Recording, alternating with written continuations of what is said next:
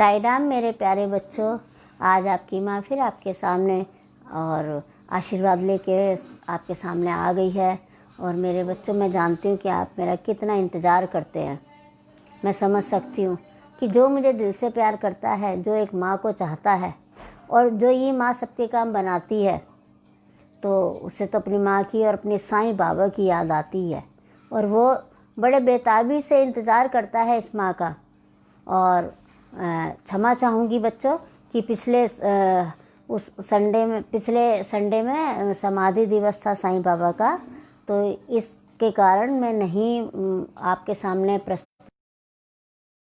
वो भी मुझे काम है, वो भी मुझे देखना है। जिसने जो मेरे को काम दे दिया तो वो मुझे निभाना ही है, और वो भी मेरा एक कर्तव्य है। जब उसने मुझे अपना इतना अच्छा हाथ रख करके काम दिया है, तो वो मेरा काम बखूबी निभाना और उसको करना मुझे बहुत अच्छा लगता है। और जितनी भी मेरी सामर्थ्य होती है, उसके अनुसार मैं उस काम को पूर्ण करती हूँ।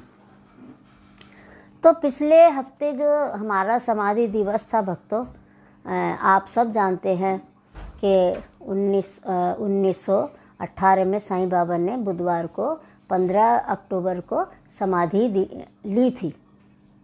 और ठीक 2:30 बजे बाबा ने अपने प्राणों का त्याग किया था। लेकिन 3 दिन तक वो ज़्यादा परेशान रहे। और उन्हें तो सब ज्ञात था, क्योंकि उन्होंने तो अपनी 2.5 साल पहले, अपनी 2 साल पहले अपनी बात बता दी थी कि मुझे कैसे जाना है। उन्होंने कैसे अपने आप के बारे में बताया था कि जैसे आज भी मैं जानती हूँ लोग हिंदू और के बाबा को हिंदू मानते हैं, मुसलमान मानते हैं, उसके भ्रम में पड़े हुए हैं।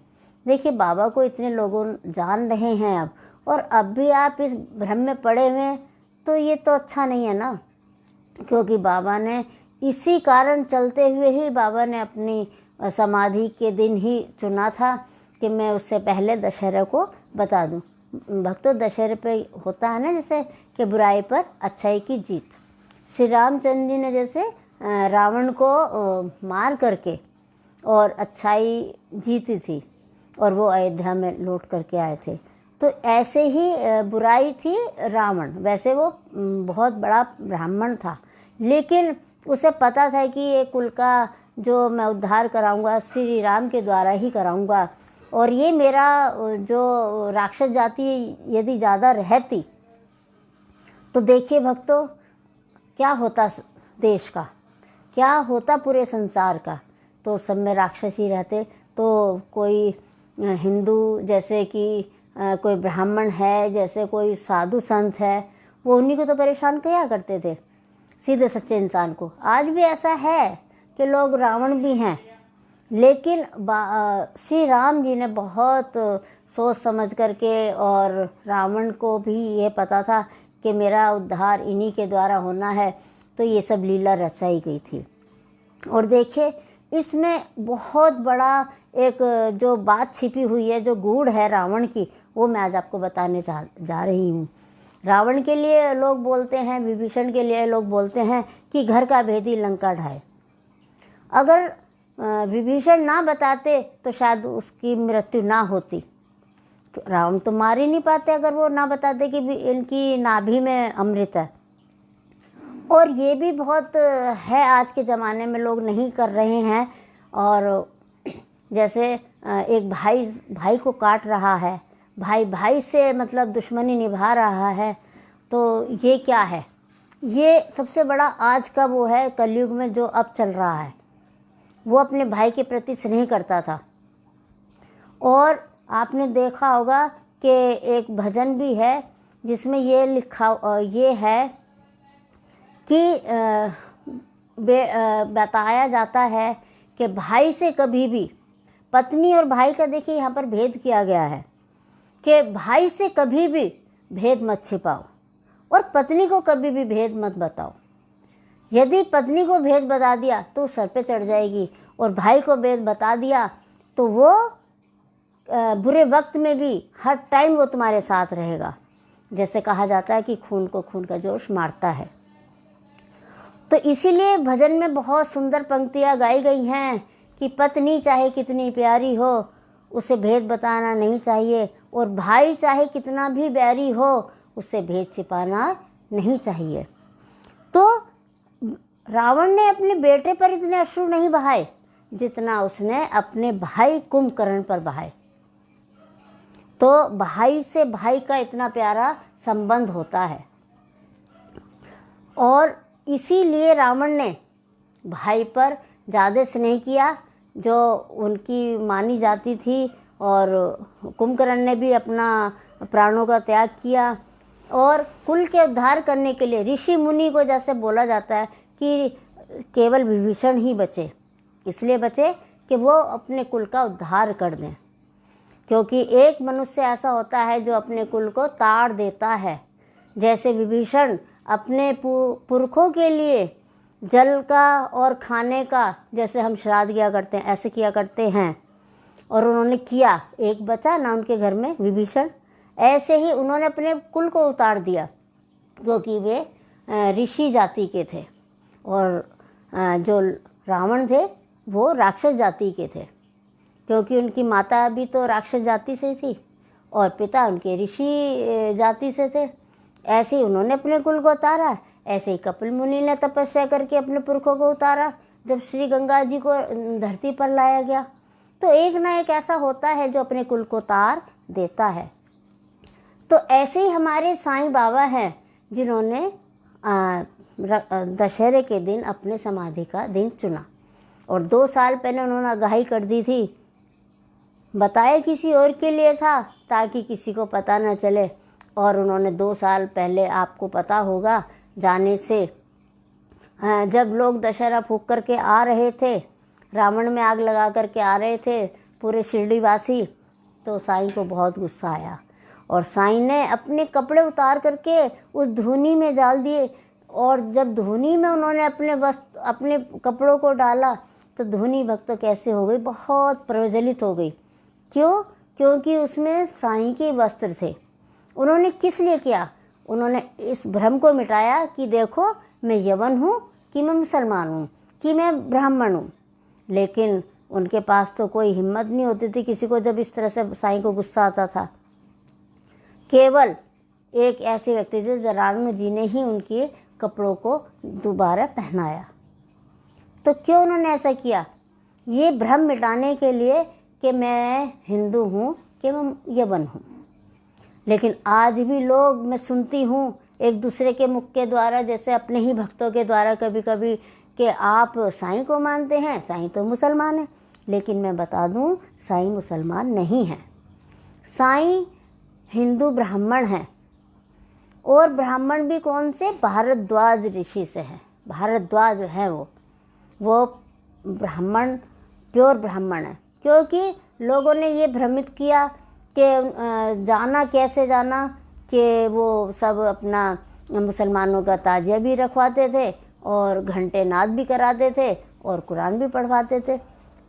और उसके बाद क्या था कि उसके बाद ये था कि उनके कान छिदे हुए थे और उनको सुन्नत नहीं हुई थी। इसी से ही पता चलता है, नाना साहब को पूरा पता था कि साईं जो हैं वो हिंदू हैं। तो यहाँ पर ये भ्रम हमारा ख़त्म हो जाता है। तो हम भी अपने मंदिर में भक्तों ठीक 2:30 बजे समाधि दिया करते हैं। और समाधि क्या होती है? समाधि में बाबा का पूर्ण जो शरीर है वो एक समाधिस्थ हो जाता है, और उस पर हम भी फूल की माला चढ़ा करके, और एक दुख की लहर होती है शिरडी में। तो उस समय एक ऐसा लहर हुई थी कि जैसे कि पता नहीं क्या पहाड़ टूट गया था, लेकिन वो उनके संरक्षण थे, उनको प्यार करते थे, उनका लालन पालन भी करते थे। इनका दूसरा नाम भी पालनहार है साईं का, जो दत्तात्रेय के अवतार हैं। और पालनहार जब ऐसा हो जाए तो उस इंसान की स्थिति, उस शिरडी वालों की स्थिति क्या हुई होगी जब उन्होंने अपने प्राणों का त्याग किया था। लेकिन 3 आदमी थे उनके पास में जब उन्होंने अपने प्राणों का त्याग किया। जिन भैयाजी के कंधे पर उन्होंने अपना सिर रख करके एक श्वास छोड़ी थी, लेकिन उससे पहले बाबा ने अपनी सारी बातें बता दी थी कि मेरी समाधियाँ चलेंगी, मेरी अस्थियाँ चलेंगी, मेरी समाधि बात करेगी और मैं आज भी जीवित हूँ और कल भी जीवित रहूँगा। तो ऐसे ही अब आपको पता है कि शिरडी मंदिर बंद है अभी, लेकिन दर्शनों के लिए तो बंद है। ये तो हमें साईं ने जब 17 मार्च को बंद हुआ था तो हमें यही बता दिया था कि अब मंदिर ऐसे बंद होगा ये कि बस बाहर से जो वहाँ के लोग हैं जो शिरडी में ही रहते हैं, जैसे आपने देखा होगा कि द्वारका माई में लोग रोज़ 2-4 आदमी ऐसे व्यक्ति हैं वहाँ पर जो 10:30 बजे जो आरती होती है हमारी 10 बजे वाली, जो हम जिसे सेज आरती बोलते हैं, तो वहाँ पर ऐसे हैं जो व्यक्ति शिरडी में ही हैं जो वो टाइम से पहले आकर बैठ जाते हैं। लेकिन हमने देखा कि वो सब बाहर के ही गेट से ऐसे प्रणाम करेंगे और जाएंगे। आरती बराबर हो रही है, सारे काम हो रहे हैं, तो ऐसे सारे कपाट बंद हो गए थे उस समय। तो हमने यही बताया था मार्च में कि अब ये कपाट नहीं खुलेंगे अभी और सब बाहर से ही दर्शन करेंगे, वो भी वही करेंगे जो अपनी शिरडी में ही रहते हैं। और ये हमने अपनी ऑडियो में अपने भक्तों को डाला था। तो अभी तक ऐसा ही हो रहा है। लेकिन अब देखिए, अब जब शिरडी में लोग ऐसे अपने चाहने वाले को, अपने पालनहार को, अपने पिता को, कोई उन्हें कुछ मानता था, कोई उन्हें एक बाबा का ही रूप दिया था उनको, क्योंकि बाबा महाराष्ट्र में पिता को बोला जाता है। और पिता क्या करता है? अपने संतान की पेट का भरण पोषण किया करता है। तो उनका बाबा उनसे चला गया था, लेकिन बाबा ने फिर स्वतः पुनः जन्म लिया और दोबारा से फिर वैसी शिरडी हो गई जब उन्होंने जैसे पहले होता था समाधि से पहले, ऐसे ही समाधि के बाद आज तक हो रहा है।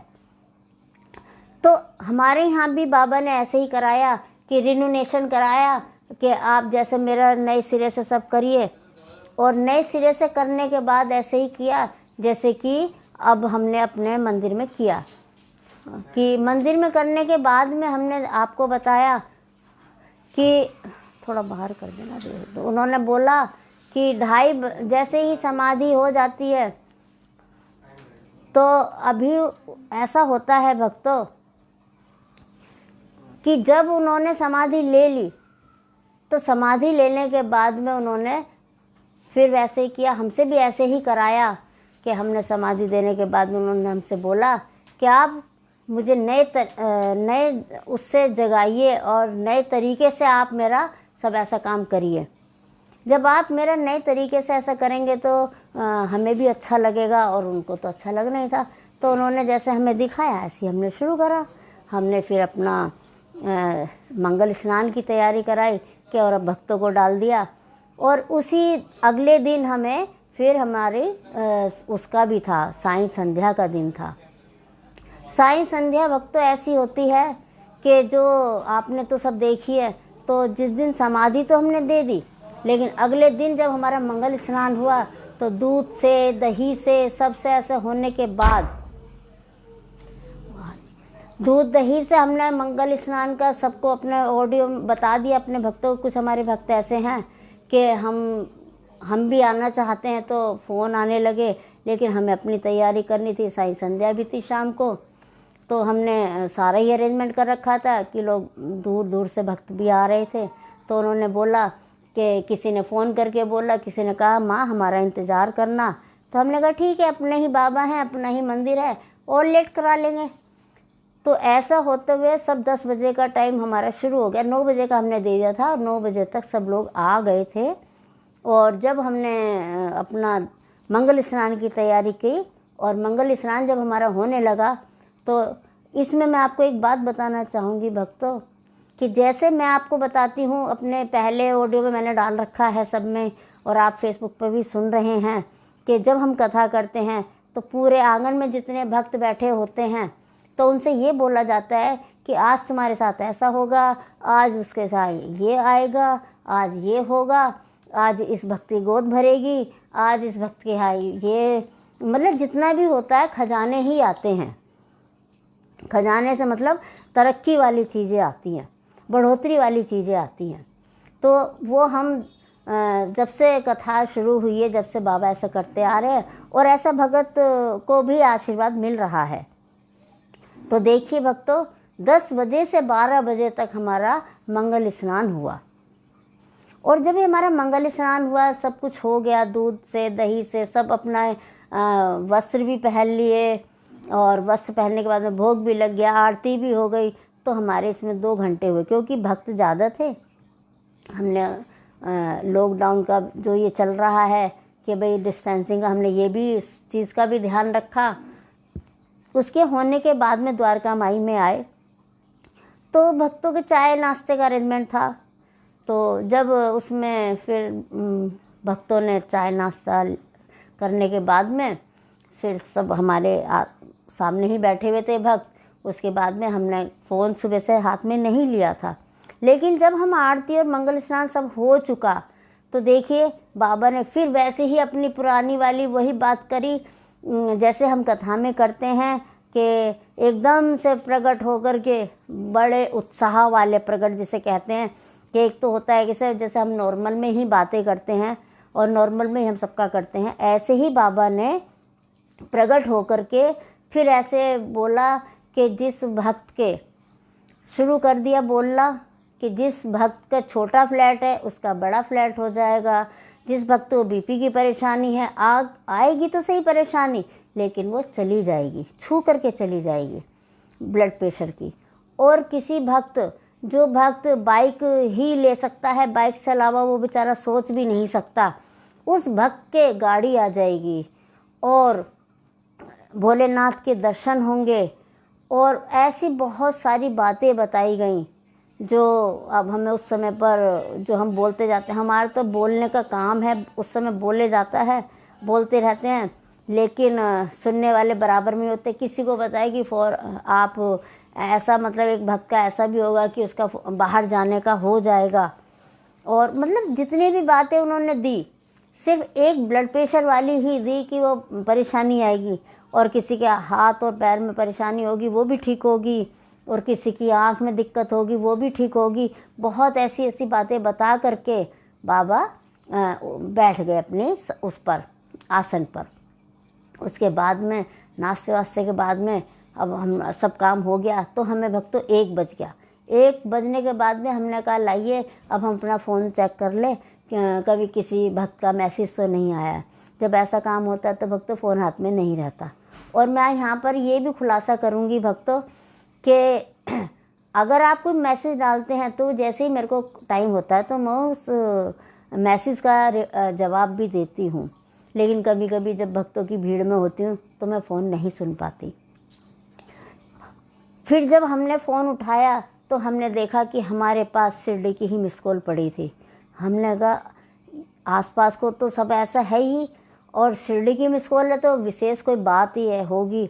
तो हमने भक्तों फ़ोन मिलाया शिरडी में, तो जो हमारा एक भक्त है वहाँ पर, उसने फ़ोन से बोला, अरे गुरु माँ मैं आपको सुबह फ़ोन कर रहा था, लेकिन गुरु माँ मेरा देखो फ़ोन आपसे नहीं लग पाया था, लेकिन मैं आपको आज एक खुशखबरी देने जा रहा हूँ कि गुरु माँ मेरा आपकी कृपा से, माँ की कृपा से आज मैं गाड़ी लेकर के आ रहा हूँ। जब मैंने आपको फ़ोन किया था तो मैं गाड़ी लेने जा रहा था, तो लेने की बात थी, और उसी टाइम मेरे से एक बात मेरे दोस्त ने बताई, और मैंने कहा पहले अपनी गुरु माँ से बात करूँ, लेकिन आपका सुबह से मेरा फ़ोन नहीं लग पाया, तो माँ मैं फ़ोन अपना गाड़ी लेकर के आ रहा हूँ।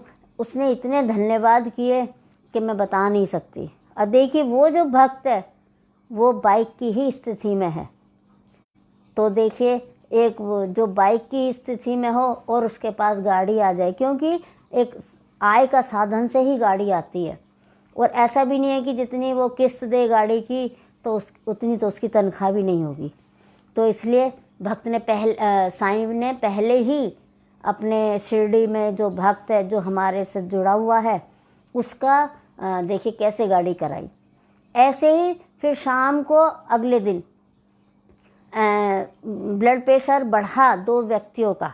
और हाँ भक्तों, जब बाबा हमें बता रहे थे, भक्तों सामने थे, जब बाबा हमारे द्वारा बुलवा रहे थे, तो लास्ट में उन्होंने ये कहा था इन सब बातों को बता करके कि जो इस गुरु माँ को, जो इस माँ को मन से मानेगा, क्योंकि हमें अपने लास्ट में गुरु ही दिखाई दिए थे, और अगर जो ये इस माँ को मानेगा तो उसका तो बहुत अच्छा होगा, और वो तो उसका तो बेड़ा पार ही होगा। तो देखिए, उसने गुरु माँ बोला और उसको गाड़ी आ गई, और भक्त की जो हेल्प करी वो उसके दोस्त ने करी। तो फिर अगले दिन हमें पता चला कि 2 व्यक्तियों को ब्लड प्रेशर बढ़ा, हार्ट अटैक की स्थिति बनी, लेकिन एक के दर्द होकर के रह गया। और दर्द किसके हुआ भक्तों?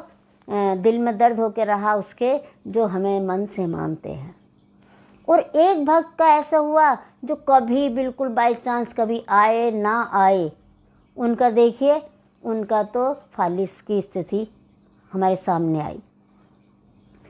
फिर शाम को ही पता चला कि किसी की एक आंख में बहुत दिनों से दाना हो रहा था, वो उन्होंने सुना था। तो वो आई, कहने लगी कि आपने जो मंदिर में बोला था, तो मेरे बेटे के आंख में दाना था और वो बहुत दिनों से परेशान कर रहा था, खड़क भी हो रही थी उससे और चुभन भी थी, और वो मतलब एक मुंह बना रखा था, लेकिन दवाई वगैरह भी की, लेकिन उससे कुछ नहीं हुआ। लेकिन जैसे ही आपने बोला, और शाम तक उस बच्चे की आंख से सारा वो निकल गया, और अब उसकी आंख ठीक है। तो मैं ये बाबा का और माँ का शुक्रिया अदा करने आई हूँ। तो ऐसे ये रहा।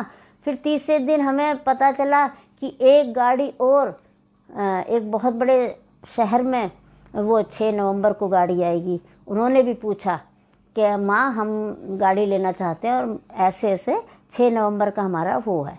मैंने कहा ठीक है बेटा, ले लो आप। तो ऐसे बाबा, और एक रात बात और पता चली कि एक ने फ्लैट लिया है। हमने बोला था ना, सबसे पहले यही बोला गया था कि छोटे फ्लैट वाले को बड़ा फ्लैट मिलेगा। तो एक के बिल्डर ने ये बोला कि एक थोड़ा सा कॉर्नर खाली है, जिसने अभी फ्लैट लिया है, कि एक कॉर्नर खाली है। उसने बोला कि मैं इसे तैयार करा के आपको दे देता हूँ, और आपका इतना बड़ा ये हो जाएगा कि आप इसे रेंट पे चढ़ा सकते हैं। तो देखिए, छोटे से बड़ा कैसे साईं ऐसे अपने भगत की इच्छाओं को पूरी करते हैं, जिसे पता भी ना हो कि आज मेरे साथ ये होने वाला है, और जो दिल से मानता है उनके साथ तो बाबा हमेशा मेरे द्वारा कराते ही रहते हैं। तो ऐसे ही जब ये सब चलता रहा, तो फिर हमारी साईं संध्या हुई। और जब शाम को साईं संध्या हुई, तो मैं बता नहीं सकती कि जो गायक कलाकार आए हुए थे उनको, और जो हमारे भक्त थे, उन्होंने तो ऐसा कर दिया, माहौल इतना अच्छा बना दिया कि कहते हैं ना कि कथावाचक और सुनने वाले, अगर सुनने वाले अच्छे ना हो तो कथावाचक का मन नहीं लगता। और जब कथावाचक कितना भी अच्छा बोलता हो और सुनने वाले सुने ध्यान से, तो दोनों का समन्वय रहता है। तो हमारे जो गाने, वो जो गायक कलाकार आए हुए थे दिल्ली से, उन्होंने भी बहुत अच्छा समा बांध रखा था। और जो हमारे भक्त थे, जबकि कोविड की वजह से हमने ज़्यादा भक्तों को बताया भी नहीं था, बस थोड़े से भक्तों को बता रखा था कि हमने अपने साईं का इशारा था कि मुझे अच्छे ढंग से स्नान करा करके और मेरा कराओ। तो ये हमने दास गणु द्वारा साईं संध्या का आयोजन किया था, क्योंकि साईं ने कहा था ना कि दास गणु आओ। तो दास गणु ने तरह तरह के फूलों की माला बनाई थी और उसने ही भजन करे थे। तो वही संक्षेप में लेकर के हमने साईं संध्या का नाम दिया था, और ऐसा हमारा हुआ। और भक्तों, गायक कलाकार भी ये कहने लगे कि आपके यहाँ तो बहुत ही अच्छे भक्त हैं, क्योंकि भक्त मस्ती में झूम रहे थे, नाच रहे थे। तो उन्होंने कहा कि ये सिर्फ एक माँ का आशीर्वाद है, जो आज भक्त मेरे इतने, मतलब मुझे अच्छा लग रहा है यहाँ पर सुनना और सुनाना भी, कि कितने यहाँ पर मेरा भी मन कर रहा है। तो गायक कलाकार भी ऐसे बोल करके गया। उसके बाद में भक्त क्या होता है, साईं संध्या का पूर्ण सबने आनंद लिया, और सबको जैसी जगह कम है, लेकिन यहाँ बहुत ही अच्छा आयोजन हुआ उस साईं की कृपा से। और भक्तों ने प्रसाद भी लिया, क्योंकि भक्तों का प्रसाद भी, और यहाँ के भगत ऐसे हैं कि अगर तुम उसे कुछ भी खाने के लिए प्रसाद दो, कैसा भी खाने का प्रसाद दो, तो उसमें 4 चांद लग जाते हैं। 4 चांद, वो उंगलियां चाटता है भक्त, पता नहीं साईं खुद बनाते हैं क्या। तो ये रहा हमारा वो। अब हमारी साईं संध्या का हो गया। अब देखिए भक्तों, आपका शरद पूर्णिमा चल रही है, और शरद पूर्णिमा के बारे में मैं आपको बता दूं कि शरद की जो रात थी वो एक पहली ऐसी रात थी जो श्री कृष्ण ने 6 महीने की रात बनाई थी। और ये 6 महीने की रात ऐसी थी कि सारी गोपिकाएं मस्ती में झूम उठी थी और श्री कृष्ण के आलिंगन में थी। और श्री कृष्ण ऐसे थे कि सबको नचा दिया करते हैं। और जब उसकी मस्ती होती है तो चाहे साई संध्या हो, चाहे शरद पूर्णिमा हो, भक्त ऐसे ही झूम झूम कर नाचते हैं, क्योंकि वो अपने प्रेम में रहते हैं। किसके? वो श्री कृष्ण का प्रेम था और आज साईं प्रेम है, साईं माँ के प्रेम है। तो भक्तों, शरद पूर्णिमा की आपको बहुत बहुत शुभकामनाएं। और ये पूरा महीना कार्तिक का रहता है और आप तो सब जानते हैं विष्णु का महीना होता है। इसमें दान भी खूब होता है, इसमें पुण्य भी खूब मिलता है और इसमें बहुत एक महीने के अंदर अंदर बहुत कुछ होता है। लेकिन विशेष कृपा होती है इसमें, एक शादियां होती हैं जो मतलब देव उठा निकासी पे शुरू हो जाती है। तो यहाँ पर शरद पूर्णिमा की शुभकामनाएं। और अच्छे मन से नहाइए, अच्छे मन से दान पुण्य करिए और उनका नाम भजन लीजिए। उसके बाद में आता है भक्तों, हमारा संध्या भी हो गई, भक्तों का ये भी हो गया। और उसके बाद में जो भगत हमारे थे उन्होंने हमें माँ का दर्जा दिया। और माँ को तो ऐसा लग रहा था कि जैसे वो क्या चाहते हैं, क्या उठा लें माँ को। लेकिन हमने अपना, क्योंकि ऐसा नहीं होने दिया, क्योंकि हमारे यहाँ पर छोटी सी जगह है, इस वजह से। तो ऐसे ही एक भक्त की और इच्छा पूरी हुई। भक्तों वो बाहर रहते हैं, बिल्कुल बाहर, जिसे हम 7 समुद्र पार बोल सकते हैं। तो वो भी हम इसी के द्वारा जुड़ी हैं। तो उनका थोड़ा वहाँ पर कोई परेशानी हुई थी, जो वहाँ पर उनका अपना खुद का काम है। तो जैसे बोलूँ तो थोड़ा सा पुलिस से जुड़ जाए कोई बात, तो वहाँ पर ऐसा हुआ। तो बाबा ने, उन्होंने पूछा, माँ हमारे साथ ऐसा हुआ है सिटी से, थोड़ा हमारे पे कृपा करिए। तो बाबा ने बोला कि ठीक है। तो बाबा ने उन्हें 3 हफ्ते दिए थे, इस माँ ने उन्हें 3 हफ्ते का टाइम दिया था। तो देखिए उनका काम 3 हफ्तों में ही हुआ। और परसों वहाँ से बहुत बहुत धन्यवाद आया, बहुत बहुत शुक्रिया आया। लेकिन मैं तो यही चाहती हूँ कि मेरे भक्तों के काम ऐसे ही बनते रहे और ऐसे ही उनका काम चलते रहे। और भक्तों, मैं अब आपसे विदा लूँगी। और मेरे द्वारा आपके काम बन रहे हैं तो मुझे इससे ज़्यादा क्या खुशी मिलेगी।